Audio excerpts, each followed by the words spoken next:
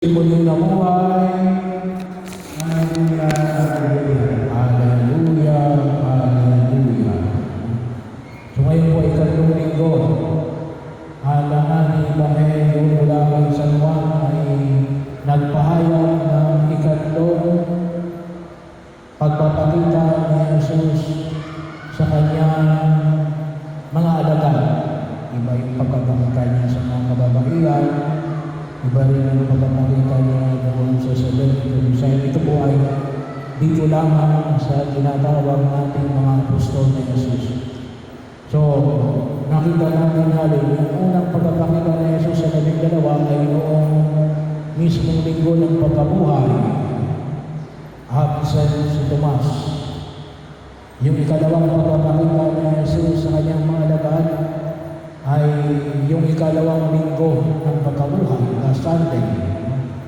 So, nandoon na si Tomas. At ngayon naman, ikatlong linggo, hindi naman binahagi sa Ebanghelyo natin kung ito ay ikatlong linggo rin ng kanyang muling pagkabuhay. Pero maliwanag na kung saan ay ito ay pagpapakita ni Jesus sa kanyang mga alagad sa pagpang na lawa ng Tiberias, o kung tawagin natin ay Sea of Galilee, ang dagat ng Galilea. Pero ito po ay lawa, katulad ng ating lawa ng Laguna. So, hindi ko na po alam kung alin ang mas malaki, yung lawa ng Tiberias o lawa ng Laguna. Pero sa Pilipinas po, ang lawa ng Laguna ay ito po yung pinakamalaking lawa sa Pilipinas. Pero dito, sa lawa ng Tiberias, ito yung pangatlong pagpapakita ni Jesus sa kanyang mga alagad na nagpapahayag ng alin na muling pagtawag sa kanila. Kasi bakit? Ito kasi nakita natin natin kung yung maalala na tinawag ni Jesus sa kanyang mga alagad na mamamalakaya ng tao, hindi na mamamalakaya ng isda. Kaya naman dito sa Ebanghelyo natin ngayon, ang sabi ni Pedro, mangingisda ako. So parang babalik siya sa kanyang buhay ng pangingisda. Kaya ipinamamanig sa kanila na pinaalala sa kanila na sila ay tinatawag na hindi na mangingisda, hindi na sila mamamalakaya ng isda, ngunit mamamalakaya ng tao. Pero nais po natin pag-irebilayan ang Ebanghelyo natin ngayon sa daigdig na ito. Doon sa ipinahayag na Jesus, ihulog nito ang lambat sa gawing kanan. Sino po ang mangingisda rito? Nasa kamay ng mangingisda? O wala, mangingisda. Ako rin ay hindi mangingisda. Pero pag sinabi natin ihulog ang lambat, parang akala natin napakadali ihulog yung lambat. Kung tuyo, siguro madali. Sa Ebanghelyo natin, hindi na tuyo. Kasi magdamag ng nangingisda ang mga alagad, sina Pedro, pero wala silang nahuli. So, ibig sabihin yung lambat ay basa na. Kapag ang lambat ay basa na, mabigat na yung dalhin. Ang kalimitan mo yan ay tawag na natin may technique. Kapag hindi yung kayo marunong yan, baka paghulog ng lambat, baka madala kayo ng lambat sa ilalim. So, kinakailangan kasi ayusin niya kasi mabigat yung lambat. Kinakailangan maayos yung paghuhulog ng lambat para makapag-spread. So, may skill din o. Alam po yan ang mga mangingisda. So, ano yung hamon na pinapamanig na Jesus? Na kinakailangan ng sapat na lakas para ihulog ang lambat. Sabi Sabi nga ng mga kabataan may effort. Magbigay ka ng effort. Magbigay ka ng pagkilos. Hindi yung pwede na puro na lamang tayo plano. Marami tayong drawing sa buhay. Marami tayong gustong gawin. Marami tayong sana ganito, sana ganoon. Ay, sana na lang. Hindi mo pwede. Kinakailangan na Kinakailangan na kumilos tayo. Kinakailangan maghulog tayo ng lambat. Kinakailangan natin i-prepare natin ang ating sarili sa paghulog ng lambat, physically, mentally, psychologically, financially. So bahagi yun na kung saan ay makita po natin. Ang mahalaga ay makita natin una at higit sa lahat saan tayo tinatawag ng Diyos. So bahagi yun. At kung doon tayo tinatawag ng Diyos, doon natin ihulog ang ating lambat. Huwag niyong ihulog ang inyong lambat doon sa hindi pagtawag ng Diyos. Kaya nga mahalaga sa mga alagad na nakita nila natin, si Jesus ito.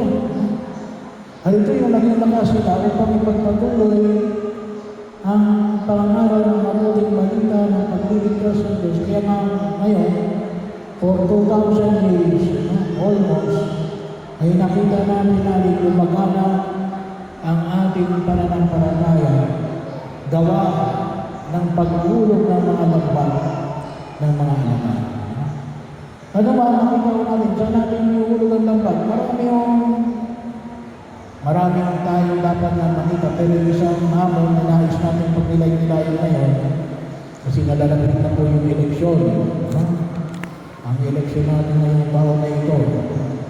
So kaya po yung pautayan natin, tayo nananawagan para po sa ating PPCRD, Parish Pastoral Council for Responsible Voting.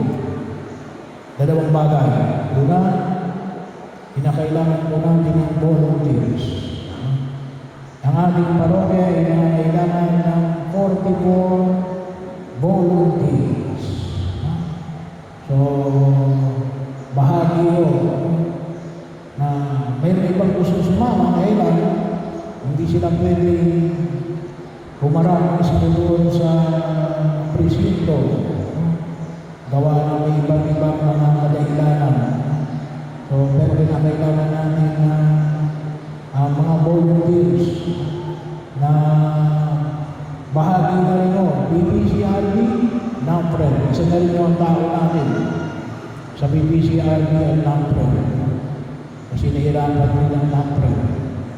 So, ito yung kailangan po natin ngayong panahon na ito. We need volunteers.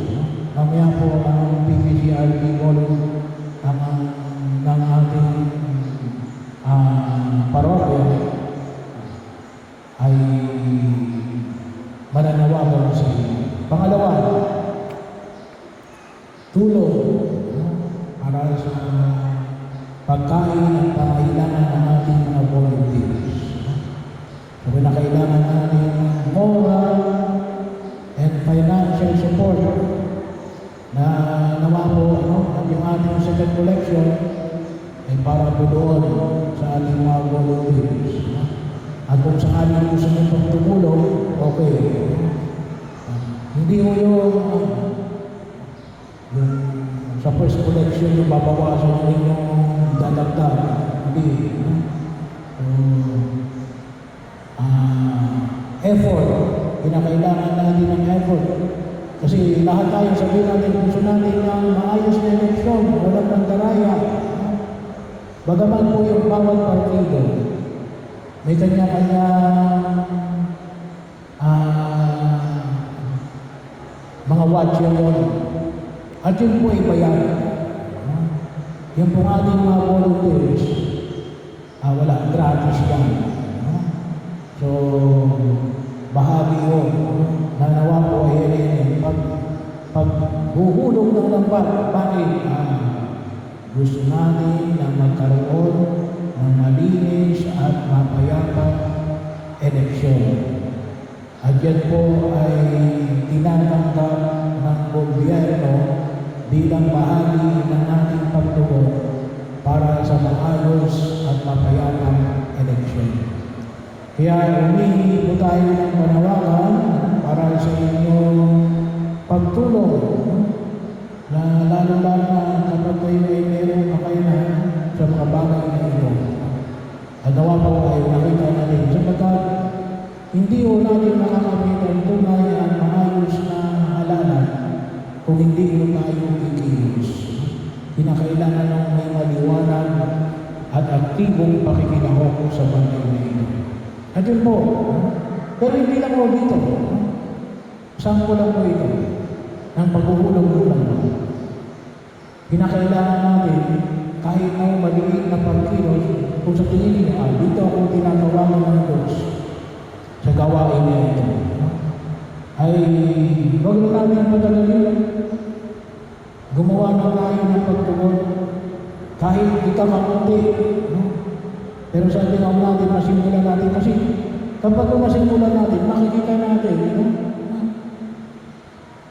ito yung higit na makita natin yung higit na paglago, lalo na sa panawagan na ipinahayag sa ating ng ating Panginoon sa Kristo upang sa ganoon ay